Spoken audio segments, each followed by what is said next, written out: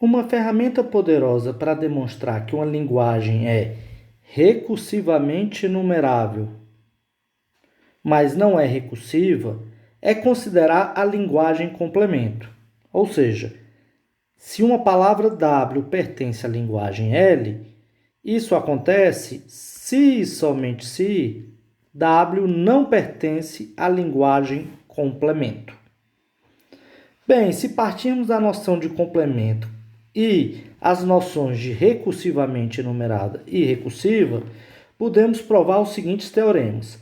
Todas as vezes que a minha linguagem L ela é recursiva, a linguagem complemento dela também é recursiva. Ou seja, se L é recursiva, existe uma máquina de Turing que sempre decide se uma entrada pertence ou não.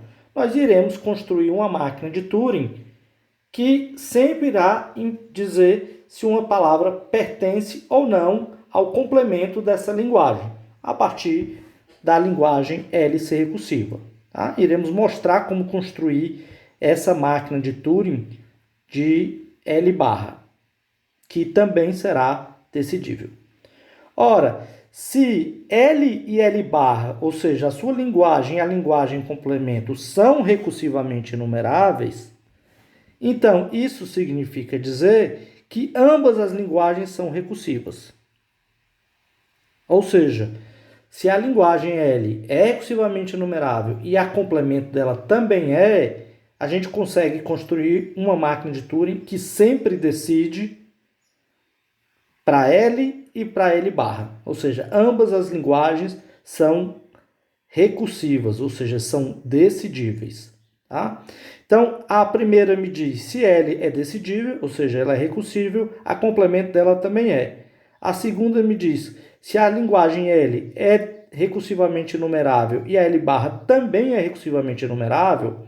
Se eu assumir essas duas coisas, significa dizer que ambas são recursivas, ou seja, ambas têm algoritmos para decidir se uma palavra pertence ou não à linguagem. E por fim, se L é recursivamente enumerável, ou seja, existe uma máquina de Turing, mas essa máquina de Turing não para necessariamente, ou seja, é não recursiva, então a L barra dela não é recursivamente enumerável. Ou seja, não existe uma máquina de Turing para L barra dela. Bem, essa terceira decorre diretamente da segunda. Vejamos. Se eu quero mostrar, que se a minha linguagem L é recursivamente enumerável, mas ela não é recursiva, são as minhas duas premissas, tá certo? Eu quero mostrar que L barra não é recursivamente enumerável, ou seja, não recursivamente enumerável L barra. Basta eu fazer uma prova, por exemplo, em dedução natural, Eu suponho que L barra é recursivamente enumerável, Introdução da negação. Ora, para provar quem? A contradição. Se L é recursivamente enumerável e L barra é recursivamente enumerável, é porque eu tenho que L é recursivamente enumerável e L barra é recursivamente enumerável. O meu teorema 2, que eu ainda vou provar, diz que se a linguagem L e a linguagem L complemento forem recursivamente enumeráveis, então a linguagem L é recursiva. Logo, se eu aplicar modus ponens, eu tenho que a linguagem L é recursivamente enumerável. Mas a minha hipótese dizia que L não é recursivamente enumerável. Logo, pela eliminação da negação, eu tenho o absurdo. Tá? Então, a prova da terceira, ela segue diretamente da segunda, fazendo esses poucos passos.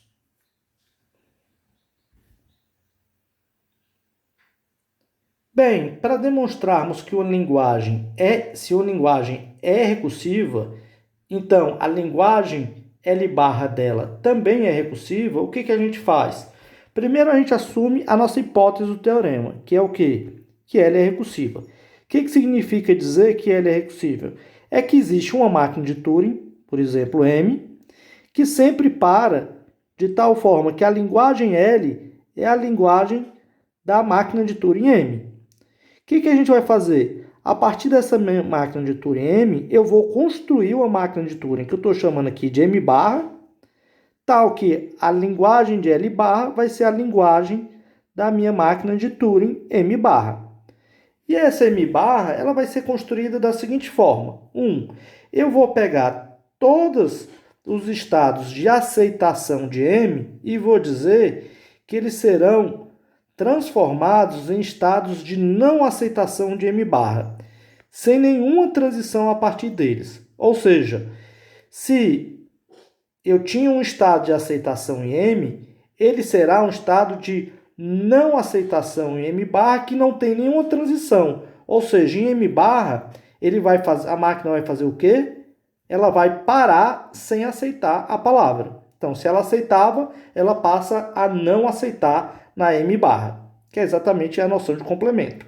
E eu não tenho nenhuma transição a partir desse estado, que eram estados terminais. Eu vou adicionar na minha máquina M barra um estado a mais, R, que vai ser o único estado que eu chamo de estado de aceitação, também sem nenhuma transição a partir dele. Tá? Então, eu adiciono um estado para ser o estado de aceitação de M barra. Tá? E para cada combinação de estado de não aceitação QDI da minha máquina original, ou seja, da minha máquina M, e para cada símbolo da fita XJ que não tem transição a partir de QJ, eu vou adicionar uma transição de M barra para o estado de aceitação de R. Ou seja, eu vou adicionar em M barra uma transição de QI com XJ, certo? Para o meu estado de aceitação, certo? Escrevendo XJ e indo, por exemplo, para a direita, tá? Então, eu vou adicionar, se não houver essa transição, eu vou adicionar essa transição na minha máquina M barra. Vamos ver um exemplo concreto. Suponha a linguagem que aceita N0 seguidos de N1s, tá? A linguagem complemento dela são todas as palavras que não têm 0N seguidos de 1N, né? Ou seja, é complemento dela. Bem, como é que é o nosso algoritmo? Eu vou fazer uma cópia de M, certo? Meu estado Q0, meu estado Q1, meu estado Q2, Q3, Q4, todos eles estarão representados aqui, tá certo? Esse é o primeiro passo. Eu vou repetir as transições que acontecem lá, então 0xr vai ser 0xr. As outras, né, permanecem como estão, tá? O meu estado de aceitação, no caso é só Q4, ele passa a ser um estado de não aceitação, onde eu não tenho nenhuma transição saindo dele. Então, se tivesse alguma transição aqui, eu ia tirar essa transição, tá certo? Eu retiro ela, tá? E para cada estado e cada entrada que não estava definida, ou seja, que a máquina parava, eu vou dizer que agora ele vai ter uma transição para um estado onde ele vai reconhecer. Ou seja, se eu tenho Q0, certo? E leio, por exemplo, um 1 que não estava definido, eu vou continuar escrevendo esse 1, vou para a direita e vou dizer que reconheço ele. Então, eu pego cada estado, por exemplo, Q0, e olho quais são as transições a partir de Q0 que não estão definidas para entradas no meu alfabeto. Aqui eu tenho definido para o 0, né? Tenho para o Y e só. Não tenho para o 1, não tenho para o X e não tenho para o branco.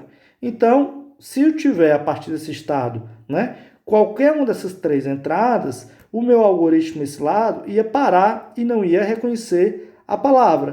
O que eu tenho que fazer no L barra? Ele tem que reconhecer. Então, eu vou para um estado de aceitação, né, que ele pertence. Tá? Só para a gente mostrar, ó, se eu tenho aqui, ó, 0, 1, certo? A palavra 0, 1. Então, eu começo aqui em Q0, né? Leio 0, escrevo um X, né? E vou para Q1, certo? Aí eu estou em Q1, certo? E leio 1, o que eu faço? Eu escrevo um Y e vou para a esquerda, né? Se eu estou e vou para Q2, né? Para o estado Q2. Se eu estou em Q2, né? E leio um X, eu vou para onde? Eu vou para a direita e volto para Q0. Se eu encontro Y, eu vou para o Q3, para a direita. Se eu encontrar um branco, eu vou para a esquerda e vou para um estado de aceitação. Certo? Ou seja, 0, 1 pertence a essa linguagem nessa máquina de Turing.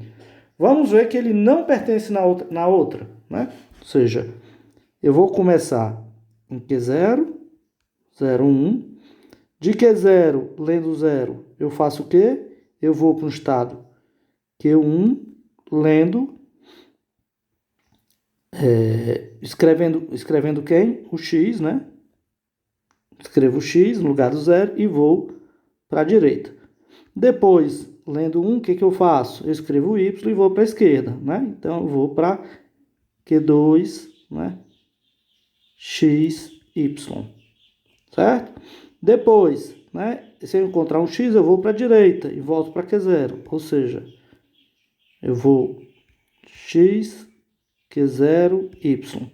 Se eu encontrei um Y, eu vou para onde? Eu vou para a direita e vou para Q3. X, Y, Q3. Ora, se eu encontrei um Q3 e tem um branco, eu vou para onde? Eu vou para a esquerda, né, indo para o Q4. Ou seja, X, Q4, Y. E esse não é um estado de aceitação e eu não tenho mais nada para ler ali. Ou seja, o meu estado de aceitação, que era da minha máquina de origem, nessa outra máquina, é de não aceitação. Portanto, né, essa palavra não pertence né, à linguagem complemento de 0N, 1N. Se L e L barra, ou seja, a linguagem complemento, são recursivamente numeráveis, então é porque tanto a minha linguagem L é recursiva quanto a linguagem L barra. Tá? Ou seja, se eu assumo que a minha linguagem L é recursivamente numerável, ou seja, existe uma máquina de Turing para ela, e também que a L barra, ou seja, a linguagem complemento, também é recursivamente enumerável, é porque a linguagem ela é recursiva, assim como a sua linguagem complemento. Tá? Vejamos como demonstrar isso. Bem, se eu tenho, né, que L é recursivamente enumerável, é porque existe, por exemplo, uma máquina de Turing M1 que reconhece a linguagem L. E existe uma máquina de Turing M2 que reconhece a linguagem L barra. Ora, para a gente mostrar que L é recursivo e também mostrar que L barra é recursivo, basta fazer o quê? Basta a partir de M1 e M2 eu construir uma máquina de Turing, tá? Que simula o comportamento da máquina de Turing M1 e M2 de forma paralela. Então, o que eu faço? Eu vou considerar uma máquina de Turing M que tem duas fitas, que vai simular em paralelo, né, o comportamento da máquina de Turing M1 na primeira fita e da máquina M2 na segunda fita, onde cada estado, né, da máquina M vai ser uma componente de um estado de M1 e M2. Certo? Então, um estado da máquina M é um estado de M1 e M2. E aí eu faço as transições, né, execuções das máquinas de Turing de forma simultânea, paralela. Tá? Então, se eu pego uma entrada W qualquer, né, escrevo ela na primeira e na minha segunda fita, eu posso, na minha máquina de Turing M1, certo? Quando essa palavra W for aceita, né, eu digo, olha, se a palavra W pertence à minha máquina de Turing M1, que reconhece a linguagem L, então ele vai aceitar, né? Porque a máquina de Turing, se ela é recursivamente enumerável, se ele aceita em algum número finito de passos, ela para e aceita. Ora, se ela aceita, então a minha máquina de Turing M, ela vai fazer o quê? Ela vai aceitar, tá? Se por outro lado, a palavra W eventualmente fica na minha máquina M1 funcionando indefinidamente nos casos que ele não aceita, tá? Mas como ele é a linguagem formada pela máquina de Turing M2 é a complemento dela, em algum momento a M2, né, vai aceitar essa palavra que não acontecia na máquina M1. Ora, se a M2, que é a linguagem complemento, né, M2 é a linguagem complemento de L, ela aceita, é porque eu tenho que essa palavra na linguagem L, ela não deveria pertencer. Então, se ela executa um número finito de vezes na máquina M2 e ela aceita, é porque essa palavra não deveria ser aceita na minha linguagem L. O que eu faço? Quando ele aceitar M2, eu rejeito essa palavra. Então, de um lado, a palavra W ou vai ser reconhecida em M1 ou vai ser reconhecida em M2, porque elas são as linguagens complementos. Na M1, se ela aceitar, a minha máquina de Turing aceita, e se na M2 ela aceitar, é porque eu rejeito ela, porque ela é a linguagem complemento. Então, essa máquina, ela é uma máquina de Turing que sempre vai parar, né? Porque ou ela para aqui, ou ela para aqui, né? A única coisa que eu faço é inverter o valor. E a demonstração, né, da complemento é a mesma coisa, só que eu inverto o M1, né, se ele aceita, ele rejeita, e o M2, se ele aceita, ele aceita. Né? Seria o inverso dele. Tá? Então, sempre que eu tenho, né, uma linguagem e sua linguagem como recursivamente enumeráveis, é porque essas linguagens, a L e a L barra, elas são linguagens recursivas, ou seja, elas são decidíveis, porque basta eu simular essas duas máquinas de Turing de forma paralela, né? Construir uma máquina de Turing para aceitar essa linguagem.